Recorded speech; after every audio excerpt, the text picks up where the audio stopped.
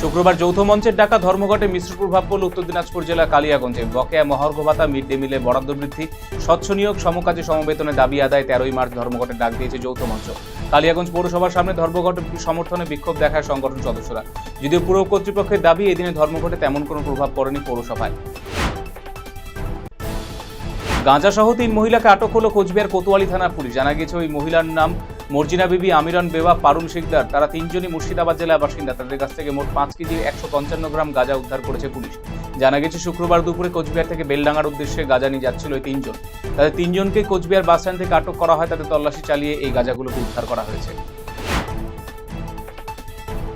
তৃণমূলের প্রাক্তন পঞ্চায়েত সদস্য সহ প্রায় শতাধিক কর্মী সমর্থক যোগদান করল বিজেপিতে। ঘটনাটি ঘটেছে গাজলে মাজরা অঞ্চলে বেগুনবাড়ি এলাকায়। বিজেপি বিধায়ক চিন্ময় দেব বর্মন এদিন দলে যোগদানকারীদের হাতে দলীয় পতাকা তুলে দিয়েছেন। দল বদলের মধ্যে রয়েছেন তৃণমূলের প্রাক্তন পঞ্চায়েত সদস্য এবং তৃণমূলের শতাধিক কর্মীরা।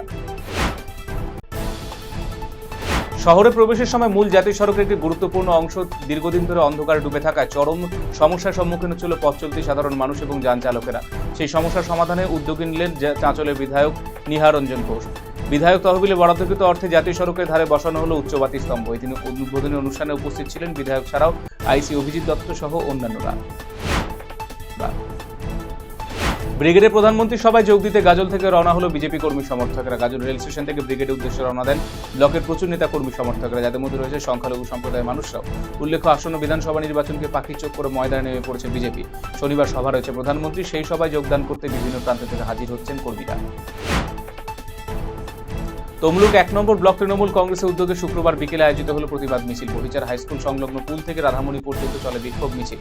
মূলত এসআইআর এর নামে সাধারণ মানুষকে হয়রানি, ভোটার লিস্টের থেকে বৈধ ভোটারদের নাম বাতিল করা, রান্নার গ্যাসের মূল্যবৃদ্ধির প্রতিবাদে সরব হয়েছে মিছিলে অংশগ্রহণকারী তৃণমূল কংগ্রেস কর্মী সমর্থকেরা। মিছিলে উপস্থিত ছিলেন তাম্রলিপ্ত পৌরসভা প্রাক্তন পৌরপ্রধান ডক্টর দীপেন্দ্র নারায়ণ রায় সহ অন্যান্যরা।